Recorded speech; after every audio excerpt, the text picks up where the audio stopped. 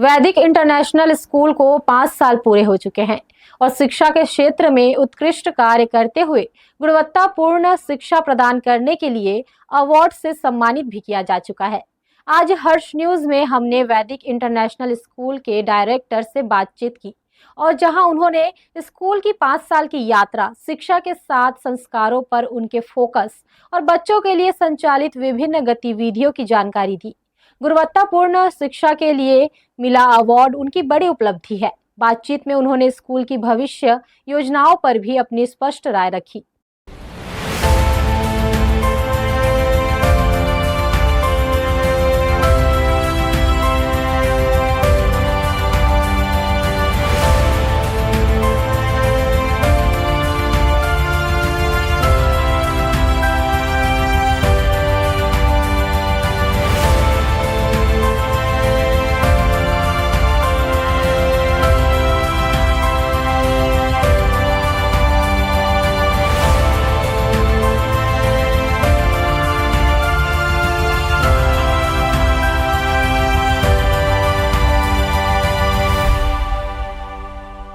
नमस्कार, मैं स्मिता। हर्ष न्यूज में आपका स्वागत है।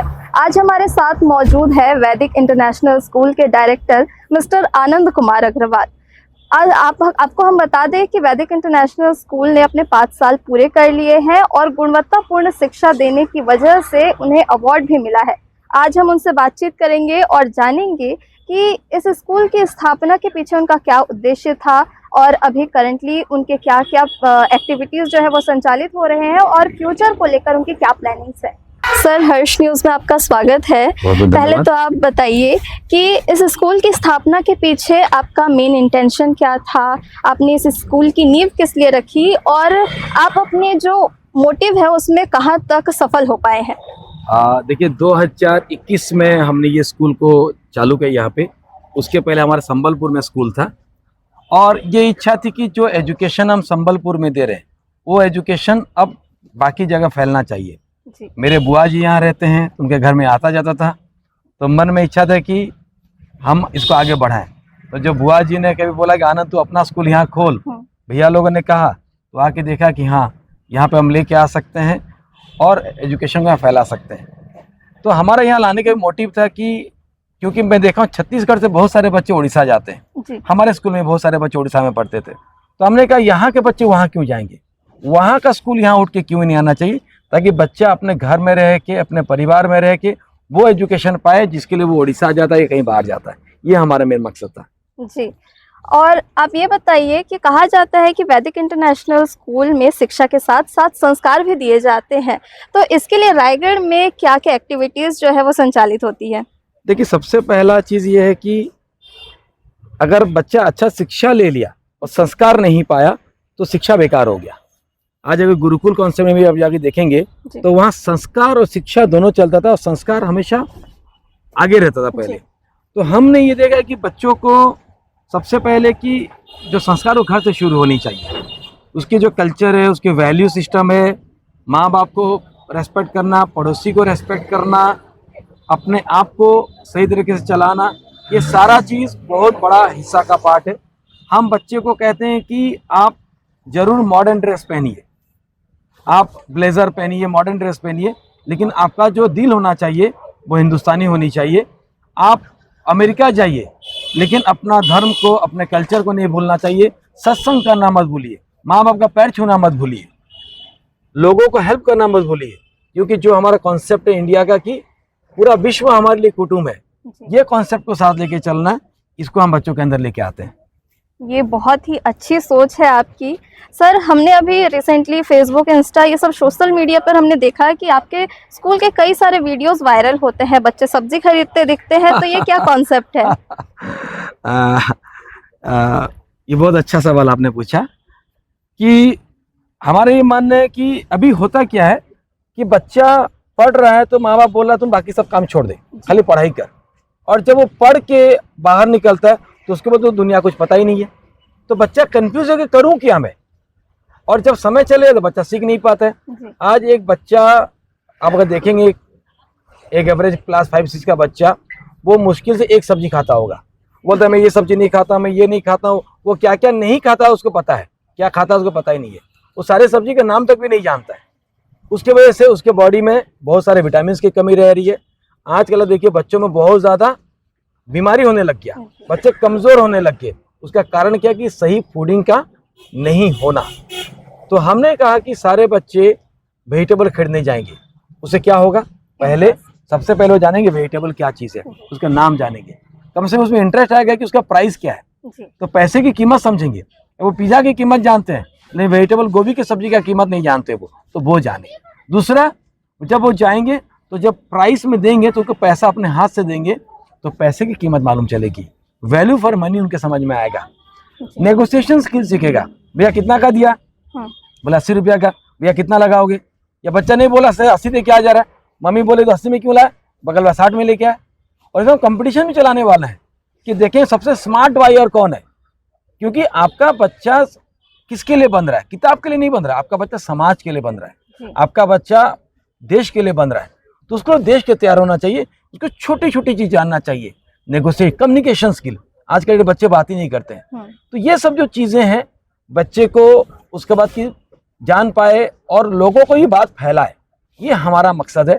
इसीलिए छोटे छोटे एक्सरसाइज, सिर्फ ऐसा नहीं कि वेजिटेबल काम करते हैं। हम कई बच्चे को बोलते हैं घर में वॉशरूम साफ करो, कई बच्चे को बोलते हैं अलमारी साफ करो, ये छोटे वैल्यू। कभी कहते हैं मम्मी के साथ किचन में रह के मम्मी का जूस बनाओ, रोटी बनाओ, ये छोटी छोटी चीजें हम बच्चों को लाना चालू कर दिए। बहुत सारी चीजें संबलपुर में लागू कर चुके हैं, बहुत सारी चीजें अब रायगढ़ में आना चालू कर चुका है। जी सर, अभी हमने सुना है कि रिसेंट में आप रायपुर में भी अपना ब्रांच जो है वो ओपन करने वाले हैं, क्या बात सही है? जी बिल्कुल। संबलपुर के बाद हमने सेकंड रायगढ़ लाया, तीसरा हम बरगढ़ खोले। और बरगढ़ में आपको जान के खुशी होगा कि पहला साल 1000 बच्चों ने एडमिशन लिया। लोगों की इतना विश्वास, आज रायगढ़ में भी आज लगभग हमारे 1500 से ज़्यादा बच्चे हैं, सब मिला के 2000 के आसपास बच्चे हैं। तो ये जो विश्वास है लोगों का, हम चाहते हैं इसका बेनिफिट को रायपुर मिलना चाहिए। रायपुर में जाके मैं जब देखा, रायपुर में बाहर से सुंदरता तो बहुत अच्छा है, बिल्डिंग अच्छे अच्छे बड़े बड़े, लेकिन वहाँ पे वैल्यू सिस्टम की कमी है।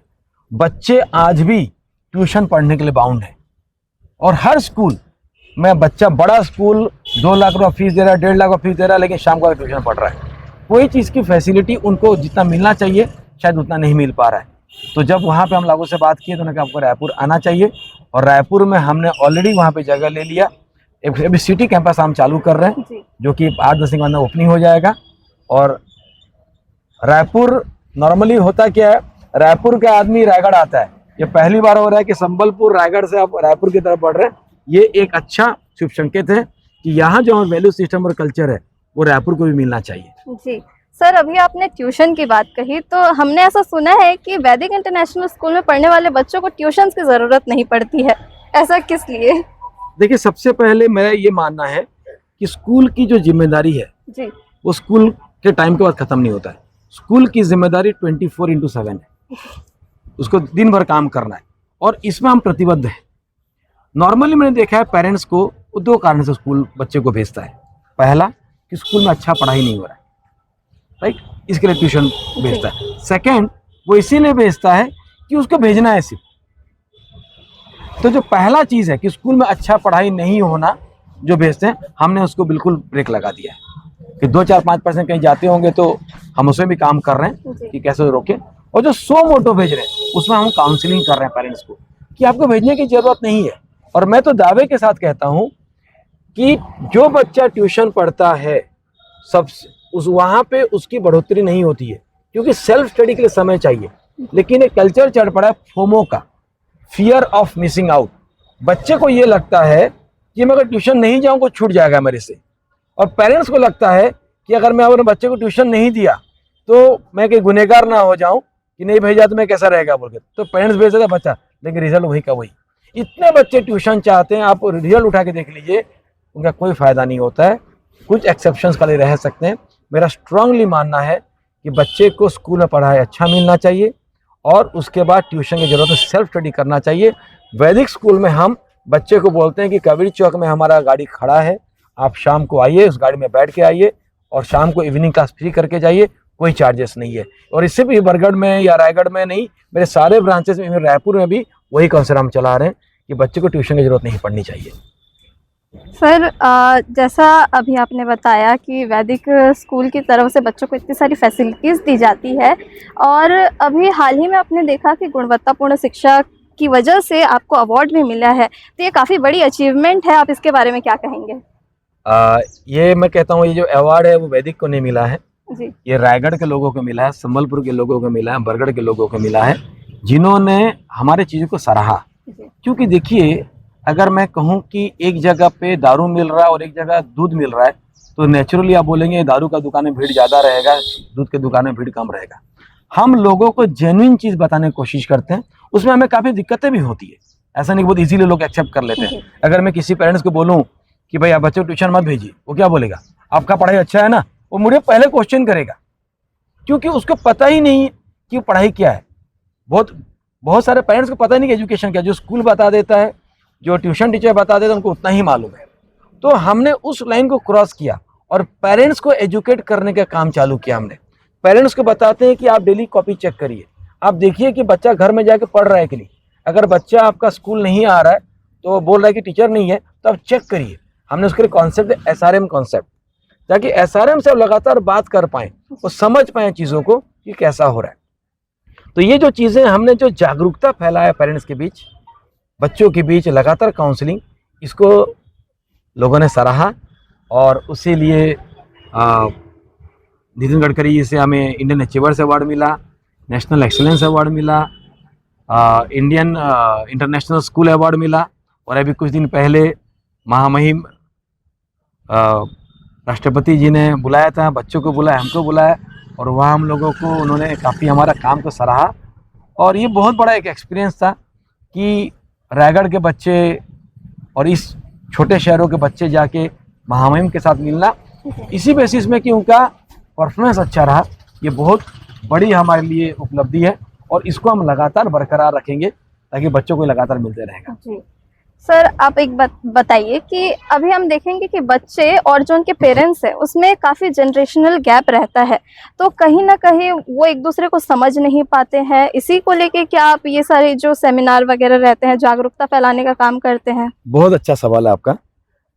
देखिए, जो पेरेंट्स अभी हैं जी वो 1980 के मॉडल के हैं, 1980 के मॉडल हैं या 1970 के मॉडल के हैं, और जो बच्चा है वो 2010 का मॉडल है या 2015 का मॉडल है। तो दोनों में बहुत बड़ा जनरेशन गैप है, बहुत बड़ा। क्योंकि जिस समय पहले पेरेंट्स थे उसमें ना व्हाट्सएप था, ना मोबाइल था, टीवी बहुत गिने चुने घर में थे, इन्फॉर्मेशन बहुत लिमिटेड था। आज के डेट में इन्फॉर्मेशन हर दिन आ रहा है। अब हर मिनट, हर एक सेकंड कुछ बने ना बने नया रील का बन रहा है। अभी हम जब आपसे बात कर रहे हैं, मैं बोला वो सोचता दुनिया में भी 1 लाख रील बन चुका होगा इस 15 मिनट के अंदर। जी तो बच्चा जो चीज़ रिसीव कर रहा है, पेरेंट्स उसको एक्सेप्ट नहीं कर पा रहा है। पेरेंट्स को लगता है कि भाई ये रील जो है ये बच्चे को बर्बाद कर रहा हो। बहुत हद तक वो सच भी है, लेकिन हमें ये देखना है कि टेक्नोलॉजी का सहारा छोड़ के क्या बच्चा आगे बढ़ सकता है? क्या टेक्नोलॉजी तो लेके आगे बढ़ना ही पड़ेगा। तो टेक्नोलॉजी और कल्चर, जो वैल्यू सिस्टम, इसका एक बड़ा कॉम्बिनेशन कैसे बने। हमने एक प्रयास चालू किया, डिजिटल डिटॉक्स, जी जो अपने आप में नया था। आज अगर पेरेंट्स को पूछूं, उसका 3 चीज़ का प्रॉब्लम है। पहला, मेरा बच्चा ट्यूशन जाता है, ट्यूशन टीचर मिलते नहीं या तब भी रिजल्ट नहीं आता है। दूसरा, मेरा बच्चा खाना नहीं खाता है, अच्छा से नहीं खाता, मजबूर मतलब खाना ही नहीं खाता, खाना खाता अच्छा खाना नहीं खाता। तीसरा बड़ा प्रॉब्लम है कि मेरा मोबाइल दिन भर मोबाइल लेके बैठा हुआ है। और मैं आपको इस चैनल के माध्यम से ये आपको बिल्कुल आश्वस्त करना चाहता हूँ, हमने ऑलरेडी संबलपुर में लगभग 70% बच्चे हमारे 70% मोबाइल छोड़ चुके हैं। जो 4 घंटा मोबाइल इस्तेमाल करते थे वो आज 1 घंटा में अटक गए हैं, आधा घंटा में अटक गए हैं। और ये बड़ा मूवमेंट हम वहाँ कर रहे हैं और पेरेंट्स लोग बहुत ज़बरदस्त सराहा है उसको। रायगढ़ में उसका हमने चालू कर दिया है। अगले 3 महीने के बाद मैं आपको बिल्कुल यहाँ पे हर्ष न्यूज़ चैनल में बताता हूँ, मैं आपको दावा करता हूँ 80% से ज़्यादा बच्चे मेरे मोबाइल इस्तेमाल 1 घंटा से कम कर रहे होंगे। ये बिल्कुल आपको प्रभाव दिखेगा। ये इंडिया में पहली बार ऐसा हो रहा है और ये मेरे बरगढ़ ब्रांच में, संबलपुर ब्रांच में, रायगढ़ ब्रांच में स्टार्ट हो चुके हैं। सबसे पहले मैं संबलपुर ब्रांच में चालू किया और अब यहाँ चालू कर चुके हैं। इसका बड़ा प्रभाव, इससे बच्चे का जैसे मोबाइल का टाइम कम होगा, बहुत बड़ा चेंज है। आज आप देख के चौंकेंगे, बहुत दुख होगा आपको कि दारू का नशा, सिगरेट का नशा से सबसे बड़ा नशा बन गया मोबाइल का नशा। और सारे पेरेंट्स परेशान हैं, लेकिन स्कूल को इसमें आगे बढ़ना चाहिए। जी। और मुझे गर्व है कि वैदिक स्कूल इस काम को आगे बढ़ाया है और सारे पेरेंट्स के से मुझे सहयोग चाहिए। हम बच्चों को मोबाइल का इस एडिक्शन से बाहर निकालेंगे, पढ़ाई में बेस्ट करेंगे, अच्छा खाना खाएंगे, अच्छा वैल्यू सिस्टम देके बच्चों को आगे ले। क्योंकि ये जो बच्चे हैं ये वैदिक के बच्चे नहीं है, ये रायगढ़ के बच्चे नहीं है, ये देश के बच्चे हैं। जी। ये देश के बच्चों को जिम्मेदारी हमको लेनी पड़ेगी, क्योंकि देश हमारा है। Thank you so much sir. Sir lastly मैं आपसे ये पूछना चाहूँगी कि आपका इस स्कूल को लेकर आगे क्या प्लान है? क्या आपने कुछ ऐसे गोल्स सेट किए हैं जो आप काफ़ी लिमिटेड टाइम में उसको अचीव करना चाहते हैं? देखिए, मैं सबसे बड़ा गोल रखा हूँ, जी। मेरा हर एक बच्चा चैंपियन बन पाए। हर आदमी का अलग अलग कैपेसिटी है, हर आदमी कलेक्टर नहीं बन सकता, हर आदमी कोई एक डॉक्टर नहीं बन सकता, हर बच्चा कोई इंजीनियर नहीं बन सकता, लेकिन हर बच्चे में कोई ना कोई खासियत है। जी। और हम लक्ष्य प्रोग्राम लेके चलते हैं, जहाँ पे हर एक बच्चे की, यहाँ पे भी अगर आप स्कूल में देखे होंगे कि हम जो बच्चा डॉक्टर बनना चाहता है, सारे बच्चों को हमने इकट्ठा किया, डॉक्टर के पास लेके गए, हॉस्पिटल लेके मिला। जो इंजीनियर बनना चाहते हैं उनको इंजीनियर के पास, जो आईपीएस बनना चाहते हैं उनको आईपीएस से लेके मिला, जो कलेक्टर बनना चाहते हैं उनको कलेक्टर के पास लेके गए, जो जज बनना चाहते हैं, वकील बनना चाहते हैं उनसे लेके मिला, ताकि उनसे इंस्पिरेशन मिले उनको। तो हमारा एक ही लक्ष्य है कि बच्चों को उनके लक्ष्य तक पहुंचा। पहला तो उनको लक्ष्य दे दे, जो लक्ष्य वो भूल गए हैं या लक्ष्य बना नहीं पाए, पहले उनके लक्ष्य उनको बता दें और फिर उसी लक्ष्य को पूरा करने की मेरी लक्ष्य है। तब जाके मैं सोचता हूँ कि, क्योंकि आज के डेट में देखिए एक पेरेंट्स के पास एक या दो बच्चे हैं, 15-20 बच्चे तो है नहीं पुराने समझदार, तो एक दो बच्चा भी अगर उनका परफॉर्मेंस ठीक नहीं किए तो पूरा परिवार है। एक बच्चा भी खराब निकल गया, परफॉर्म नहीं किया, तो पूरा परिवार नीचे आ जाता है, और एक बच्चा भी अच्छा निकल गया पूरा परिवार को लेके आगे निकल जाता है।